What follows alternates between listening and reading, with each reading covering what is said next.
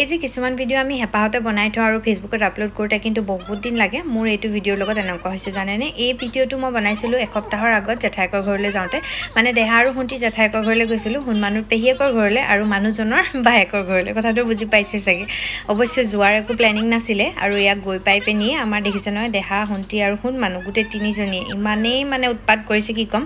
চাউণ্ডটো মই মিউট কৰি দিবলগীয়া হৈছে লাষ্টত। আৰু জেঠাইকে এয়া আমি গৈছোঁ বুলি তাহাঁতি ভাল পোৱা চব বস্তু বনাইছে। এইফালে পিঠা, এইফালে বনাইছে মাছৰ ডিমৰ পকৰি, এইফালে দেখাই ভাল পায় চিংৰা, এইফালে মিঠাই, কি খায় আৰু মুঠতে বনোৱাত লাগি গৈছে পুৰা জেঠাইক। আৰু সিহঁতৰ দেখিছেনে খোৱাৰ আৰম্ভ।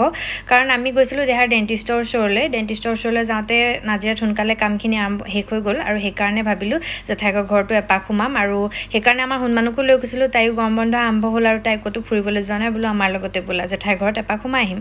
তাৰপিছত এয়া গোটেইকেইজনীয়ে খাই বৈ আজৰি হৈ পূৰা খেলাত ব্যস্ত হৈছে। এইফালে শুনুৰ এখন কিতাপো পালোঁ, বৰ ধুনীয়া কিতাপখন, পঢ়িবলৈ মন আছিল, পঢ়িব লাগিব এদিন। আৰু এয়া একেবাৰে শেষত জেঠাইকক পূৰা মৰম দিছে দেখিছে নহয়। এয়া যাবৰ সময় হ'ল, আমি বিদায় ল'বলৈ হৈ গ'ল আৰু খাই বৈ পূৰা উৎপাত কৰিলে। বেছি টাইম নাথাকিলোঁ জেঠাইকৰ ঘৰত, কাৰণ সোনকালে ঘৰ সোমাবহিলগীয়া।